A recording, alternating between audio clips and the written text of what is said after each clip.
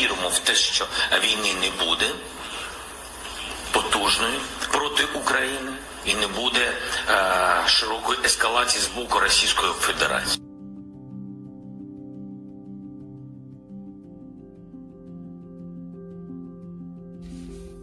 Well, Poland is offering to supply Ukraine with German-made Leopard tanks as part of an international coalition. The announcement follows talks between Polish President Andrzej Duda and Ukraine's Volodymyr Zelensky on Wednesday. The pledge puts pressure on Germany, which has so far refused to deliver the advanced tanks to Ukraine itself. Frightening moments inside a Southwest Houston taco shop Thursday night.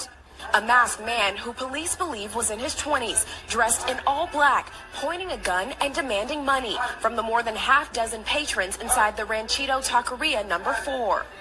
Then, a heroic attempt to stop him. A customer steps in, pulling out a gun of his own and opening fire, shooting the suspect multiple times. The alleged robber stumbling to the door and collapsing. Police say he died at the scene. The shooter then retrieves the stolen cash and returns it to patrons before appearing to make a startling discovery.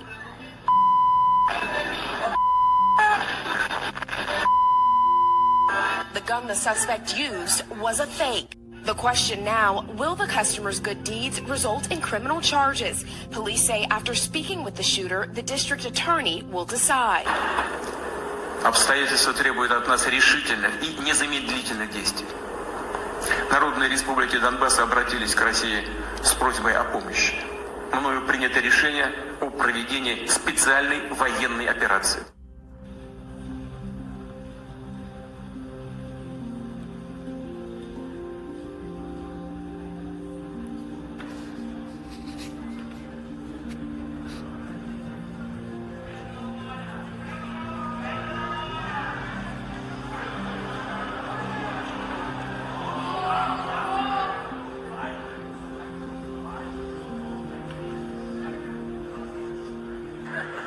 Jada, I love you.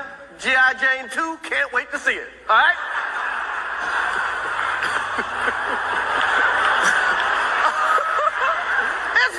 that was a nice one. Okay. I'm out here. Uh-oh. Richard. Oh, wow. Wow. Joining us now to talk about this, what a night it was. Senior political analyst and senior editor for The Atlantic, Ron Brownstein. Ron, great to see you. Gates says because all the concessions he made, McCarthy will essentially have to govern, act as speaker in a straitjacket. Gates is given to hyperbole, and I'm being generous about that at times. But he's not altogether off, is he, in that assessment? This week was undoubtedly one of the worst weeks of Donald Trump's political career. And that comes after two very, very bad weeks for the former president. In just the last 26 days since he launched his bid to return to the White House, a special counsel was appointed. He had dinner with anti-Semites Kanye West and Nick Fuentes. Multiple associates were ordered to testify about him. He recorded a video for the families of jailed January 6th rioters. He called for the termination of the Constitution. His company was convicted of tax fraud. And other handpicked candidate in Georgia suffered a stinging defeat. And he hosted a prominent QAnon backer. And more classified documents were found in a storage unit. And that is just a partial list, all of which has left even his allies questioning whether the former president is finally becoming a liability. Liberty over limitation, maturity over Mar-a-Lago, normalcy over negativity, opportunity over obstruction, people over politics, quality of life issues over QAnon, reason over racism, substance over slander. I think there's free speech. I think hate speech is just a term they dreamed up to keep other people from talking, saying what's on their mind, for the most part. Sure, things get a little overboard, but they always have. And if people can't speak their mind, how are you going to know what people think and what they want? And it's just ridiculous, all this hate speech talk. I don't like it at all. If people are trying to destroy other people, you got to stand up. And that's what they say. Anytime you stand up, we're the bad guys. Because we say, hey, you can't do that. So that's they'll call that hate speech. It's so twisted. It's so soft. It's so, I mean, when Obama was in there, everybody was like, okay, we're more locked down too. When Trump got in, the patriots felt like we can breathe. We reported last week that the Coast Guard is saying 300 migrants were fleeing Cuba and other countries, and they landed at the dry Tortugas National Park last week and forced it to close because there were so many that landed there. Then there were 45 that also made landfall in Key West. And Florida was saying, you know, what do we do? How do we handle this? And they reached out to the government, and they said, you know, we're talking about this situation. We had some of the agents on our show. Well, it turns out Ron DeSantis decided to deploy the National Guard to help with the migrant surge. Just a few hours later, Joe Biden blasts him and says it's a political stunt. And Karine Jean-Pierre did the same thing. Listen. We've seen Governor DeSantis do political stunts. That is how he perceives to fix this issue from Florida, right? And he takes, we're talking about people who are coming from countries who are dealing with political strife, who are dealing with issues where they're trying to find asylum, and he treats them like pawns. It's been 6 weeks since Donald Trump announced, and it's been quite a 6 weeks. He had dinner with an anti-Semite and a white supremacist. His tax returns have been released showing that he was awash in debt, losing money, not paying much in taxes, that he tried to trademark the term rigged election. He floated the idea of nullifying part of the Constitution so that he could nullify the 2020 presidential election. And he hasn't done a single event, at least that I can see, a public event, outside of Mar-a-Lago. What is your sense? Donald Trump, is he, at this point, like some of the polls suggest, actually the front runner for the Republican nomination? And so we were seeing, the Coast Guard had brought in like 300 people that they had onboarded and put them in the Florida Keys. Well, they didn't have the ability to take care of those folks. There's vessels left everywhere and people's property and all this. So we declared a state of emergency. We provided Coast Guard the assistance that they've asked for.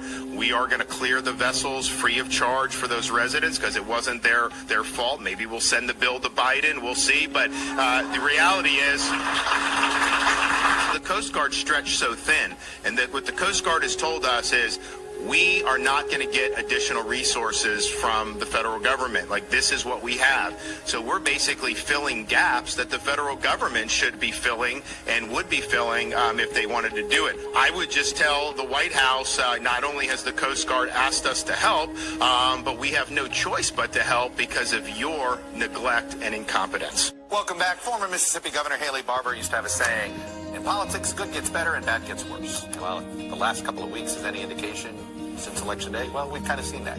The good's gotten a bit better for President Biden, and the bad's gotten a bit worse for former President Trump.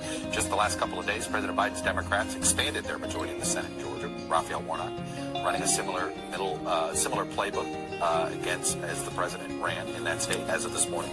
Gas prices are down year over year, major priority for the president. The president just accomplished a big foreign policy goal, bringing American Brittany Griner home from Russia. As for President Trump, this has been a stinker of a week, as well as the last month, if you will, for his presidential campaign. Began with Republicans criticizing his outlandish and un-American statement about terminating the Constitution for the 2020 election results. Then saw his handpicked acolyte Herschel Walker lose handily in the Georgia Senate runoff again. And the week also brought additional legal woes as his company was found guilty in a tax fraud scheme, and additional classified documents were discovered in one of his Florida storage units. It's been a week like no other at the U.S. House of Representatives. We've had a unique chance to see what the cameras don't usually show. Like AOC chatting with Paul Gosar, who once tweeted a doctored video of him trying to kill her, to newly elected George Santos showing up to his new job after revelations that he faked his own resume. Hello there to you, Alex. Claims by the Russians that they have taken Solidar, of course important in that symbolic aim of theirs to take Bakhmut. What's happening? Well, we've been hearing for a number of days now claims by Russian forces, the Wagner mercenary group, which is doing much of the fighting in Solidar. It's claimed that it had taken the town some days ago, but now we're hearing that confirmation, according to the Russians, from the Ministry of Defense. Now, the day before yesterday, the Kremlin said it would wait before it went with that announcement, and now it has. Now, earlier today, the Ukrainians were saying that it was still hotly contested after a very heavy night of fighting. We were there yesterday. We're in a place called Sloviansk. It's about 60, 70 kilometers away. And it appeared yesterday to us that certainly the Ukrainians had been pushed out of most, or if not all, of the town. There was certainly still very, very heavy fighting going on. Huge amounts of artillery going on. We heard a lot of small arms fighting, small arms fire as well, which suggests that there's close quarter combat. Now, it may very well have been yesterday that there were a number of Ukrainian troops still trapped inside the town and kind of fighting to the last man. We know that there have been very serious, very heavy casualties on both sides, but certainly it looked as though Russian forces were moving through most of the town. It's a battle that's been going on for a number of months, with the this latest offensive for it probably over the last couple. Deadly storm battering the nation with blizzard conditions and dangerously cold wind chills wreaking havoc for millions over the holiday weekend. Buffalo, New York battling a brutal combination of 2 feet of snow, 70-mile-per-hour wind gusts, and wind chills that are 25 below zero. It's shaping up to be one of the worst storms in Buffalo's history because of those blizzard conditions. New York's governor declaring a state of emergency and deploying the National Guard to help. Emergency crews working around the clock, digging out stranded drivers with pile-ups blocking major interstates. Ice and snow stranding drivers in Holland, Michigan, with low visibility and gusty winds rocking semi-trucks. Good evening. President Biden is making his first visit to the southern border as president today after 2 years of Republican criticism that he's soft on border security. He's in El Paso, Texas, meeting with officials to talk about migration and drug trafficking. Now, there's a lot of speculation on Twitter itself right now about the future of Twitter. The social media giant has told employees not to return to the office. In a message obtained by the BBC, workers were told offices would reopen next Monday. And the announcement comes with reports that a large number of staff are quitting after the new owner, billionaire Elon Musk, gave employees an ultimatum to work long hours at high intensity or leave. Tens of thousands of people stranded at airports across the country, still trying to reach their final destinations. Airlines say it may be days before they are rebooked. RIP Twitter is trending on Twitter. How seriously are you taking this? Well, it is very concerning, particularly reports that some of the core engineering teams at Twitter are completely gone. That worries me considerably. Tonight, that massive storm sweeping across the country, now paralyzing parts of the Northeast. In Buffalo, New York, more than 2 feet of snow, 70-mile-per-hour wind gusts, and wind chills 25 below zero. The airport there shutting down until Monday morning. And this stunning statement from the Erie County executive. I have to note this. It's not something that we're proud of, but in the worst affected areas, there is no emergency service available. Terrifying for a mother pleading for help on Facebook. First responders couldn't reach her home. Her 1-year-old is on a ventilator with no electricity. Mom manually giving her child air. In California, egg costs surged to a whopping $7.37 last week. That's up more than $5 from the same time last year when a dozen eggs cost only $2.35. After years of legal battles between former President Donald Trump and Congress, the House Ways and Means Committee released 6 years of Trump's tax returns Friday, including thousands of documents from the years he ran for president and was in office. The records reveal Trump paid just $750 in federal income taxes during his first year in office in 2017. In his last year in office, 2020, he paid no federal taxes. They also show the tax law Trump signed in late 2017 opened new opportunities for him and disclosed income from a wide range of foreign countries, including Canada, Panama, the Caribbean island of St. Martin, the Philippines, United Arab Emirates, China, and Britain. Trump responded to the release in a video statement. These tax returns contain relatively little information and not information that almost anybody would understand. They're extremely complex. The radical Democrats' behavior is a shame upon the U.S. Congress. But the sudden surge in prices, and I think for a lot of folks as well, the inability to find eggs on the shelves, that's new. And that's actually caused by the highly pathogenic avian influenza, more commonly known as bird flu, that has just swept through the country and has led so far to the deaths of almost 60 million chickens and turkeys and at least 40,000 hens. Or 40 million hens. 40 million. That's astounding to think about that. So I imagine, Sonia, this is having a ripple effect. How is the rising cost of eggs impacting food prices on a larger scale? Now our verified team is looking into claims about fires after several U.S. food processing plants went up in flames in recent months. WCNC Charlotte's Megan Bragg looks into what we know about the circumstances tonight. Recent fires at food processing plants across the U.S. have several people speculating online if something else is behind them. This tweet notes a, quote, odd coincidence that, quote, 18 U.S. food processing facilities burned down in the last 6 months. The question that we're looking at today, are people setting food processing plants on fire intentionally in order to create a food shortage? So a lot of us cook with gas in our homes with our kitchen stoves here, but that could be a thing of the past. Yeah, according to a new report from Bloomberg News, U.S. Consumer Product Safety Commission considering a nationwide ban on gas stoves. And 12 News reporter Dana Castillo is here with why it could be because of indoor pollution linked to health concerns. Danielle and Patrick, well, 35% of U.S. households use a gas stove, and this is causing some controversy. The CPSC reporting pollutants from gas stoves have been linked to asthma and other respiratory conditions. Aides to President Biden have apparently discovered another set of classified documents, this time in a different location than the office where the first batch was discovered, according to a person familiar with the matter. I want to bring in now the team breaking this story. NBC News White House correspondent Carol Lee, our Justice and Intelligence correspondent Ken Delaney. And Ken, let me start with you with what we know.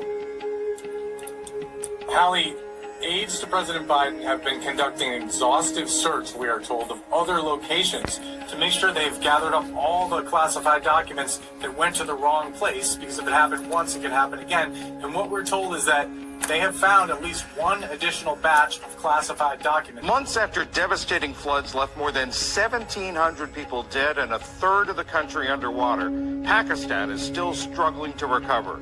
UN officials warn that millions remain displaced from their homes and livelihoods as winter sets in.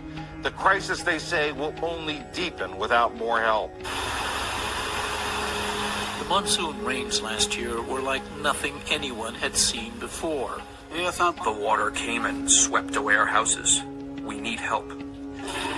An early spring ushered in a record-breaking heat wave. In some areas, temperatures topped 123 degrees. Warming global temperatures have also fueled unprecedented glacial melt that has swelled rivers. And when the record-setting monsoon arrived, it dropped nearly twice as much rain as the 30-year average across the country. I don't have anything to feed my family. I lost everything. The violent swells swept away hundreds of thousands of homes and obliterated hospitals, schools, and major infrastructure. It's been leveled out, everything. We've had a huge number of dams which broke down, which did not sustain the flow of water. Road networks, hundreds of kilometers of roads have been wiped out. So you've seen a lot of change here. Scientists and environmental activists like Tawfiq Pasha Muraj, who's worked with the NewsHour on our reporting trips to Pakistan, point to climate change as another factor. Things have gone totally out of sync. Just the question that I've been asking, and I haven't gotten a great answer because I don't think any of us know. We learned about this for the first time, like the rest of America, on Tuesday. Hogan, why wasn't any of this made public when the National Archives became aware of this, and the DOJ became aware of this 6 days before the midterm elections. Yeah, it's Hunter Biden's laptop 2.0 here. Something that the three-letter agencies knew was real. They kept it under wraps until after the election. The same thing applies here. They knew this thing was real. They knew that Joe Biden had these documents and kept them secret, of course, until after the election. It's no wonder so many on the right always talk about the deep state. Russia using rockets to terrorize the population and target the country's power grid and infrastructure to undermine civilian support for the war, while leaving millions without heat and electricity as the winter sets in. Ukraine's defenders are pushing forward, trying to advance against Russian forces as they also work to rebuild and rehabilitate communities freed from Russian control. She's the murderous doll making an unexpected killing at the box office. What are you? I'm Megan. Megan bringing in an estimated $45 million at the global box office in her opening weekend. Expectations were that she'd do less than 20. Crazy. It's insane, right? This like creepy horror movie with this doll that's like kind of funny is now all we're talking about. It's kind of insane. It's mind-blowing, actually. Megan is the first movie in over a decade to release in the first week of January and earn over $30 million domestically. Even more impressive considering it only cost $12 million to make. Donald Trump, Politico, was some reporting yesterday that Donald Trump's planning to hold his first public campaign event of the year in South Carolina in what aides are portraying as a first step into a more public phase of his 2024 White House run. Brianna, your reaction to that and Donald Trump now maybe getting a little bit more serious about 2024? Yeah, and I mean, he's still the only Republican candidate that has come out and formally declared their candidacy. Now to the new storm on the move across the country as hard-hit California recovers. Matt Rivers is in Douglas County, Nevada, where the snow is piling up. Good morning, Matt. Yeah, good morning, Robin. Finally, here in California, a brief lull in the series of brutal storms that have buffeted the state of California for weeks now. People trying to take advantage, clean up a little bit here in California. Of course, in the mountains, that means plowing snow. You can see those giant snow piles behind me as parts of this region, the Sierra Nevada mountains, have received more than 2.5 times the amount of snow they would normally get at this point. Of course, overnight flooding risks remain, landslide risks remain, and we know the search is ongoing for missing 5-year-old boy Kyle Doan. He was swept away by floodwaters on Monday. The National Guard sending dozens of its members to help in that search. This lull in these series of storms not going to last, unfortunately, however. Moving into the weekend, into early next week, we will see more storms move into the state of California. That means more inches of rain, Robin, and here in the mountains, more feet of snow. Oh, all right, Matt. Thank you. This was a very good week for Donald Trump. Not only because Biden is now caught in his own scandal and because of the special counsel, but also because the Republican Congress is starting to govern, and the Republican Congress is starting to pass conservative legislation, and his man for Speaker won the election. So he does have a little bit of momentum here, and he does need a bit of a campaign reset. So it'll be interesting to see what the message is now for him coming out of this and going into these new rallies.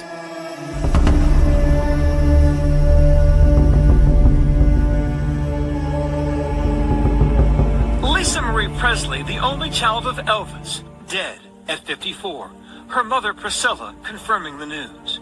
It is with a heavy heart that I must share the devastating news that my beautiful daughter Lisa Marie has left us. She was rushed to the hospital earlier today after possibly going into cardiac arrest at a Los Angeles home, according to TMZ. She was last seen publicly just days ago with her mother at the Golden Globe Awards. Tonight will be a wonderful night for Elvis. SAPRA is evaluating the medical records of 28 people who died after taking the COVID-19 vaccine. 24 of them had taken the Pfizer jab. The authority has received over 3,700 reports of adverse effects. I'm honoured to take on this responsibility. Weeks later, at its annual conference, the Tory party chair said Liz Truss was its greatest asset to win the next election. She is the woman who will get Britain moving. That, though, is not going to happen anymore. Wow, one of the shortest lived premierships ever. and unrest in Brazil tonight. More than 1,000 arrests as a result of an insurrection. Supporters of ex-President Jair Bolsonaro claim the election was stolen. Now we're learning Bolsonaro has been hospitalized here in the U.S. Remarkable recovery for Damar Hamlin, the NFL player who went into cardiac arrest on the field 1 week ago, returns to Buffalo. It is a staggering number we never could have imagined. 1 million Americans now dead from A missing wife, her husband, faces charges for allegedly misleading investigators in their search for her. Now authorities report a disturbing discovery in their Massachusetts home. Sad news out of the political world this morning as one half of the Diamond and Silk duo, Diamond, died unexpectedly at the age of 51. Diamond, aka Anita Lynette Hardaway, and her sister gained fame back in 2016 for their support of former President Donald Trump, becoming well-known vloggers and political commentators, even joining Newsmax's lineup.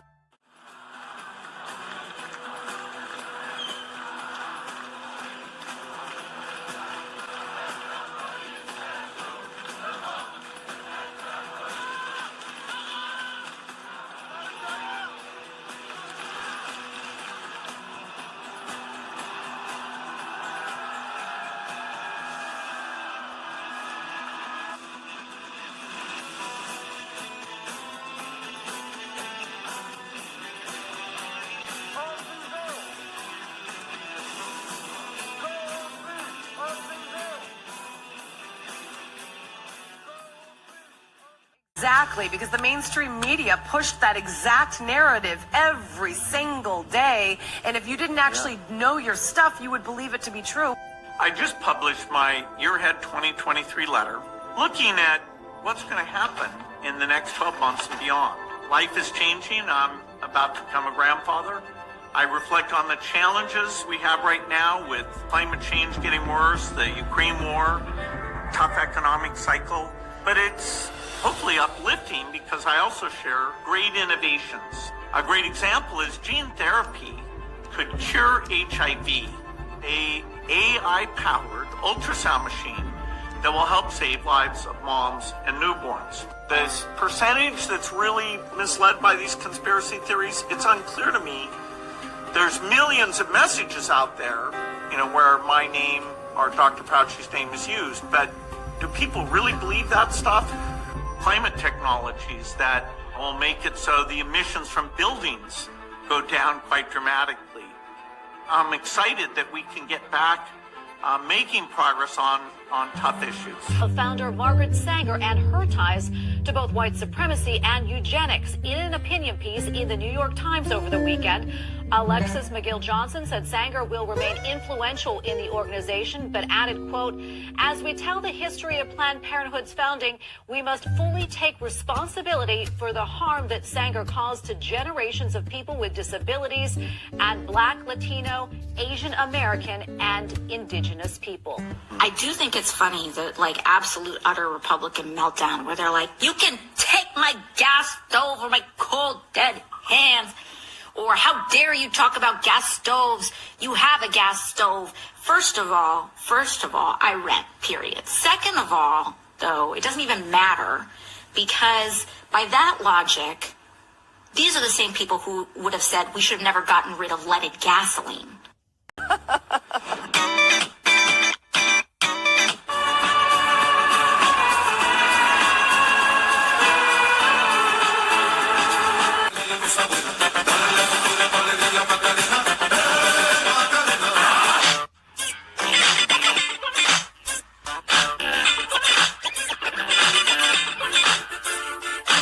I know you told your friend you're not okay, and tell me what's wrong and why you never said you felt that way. And guess you're trying to stay strong and fake a smile until I look away. But I've known you too long, it hurts to watch your blue eyes fade to gray as you fade away.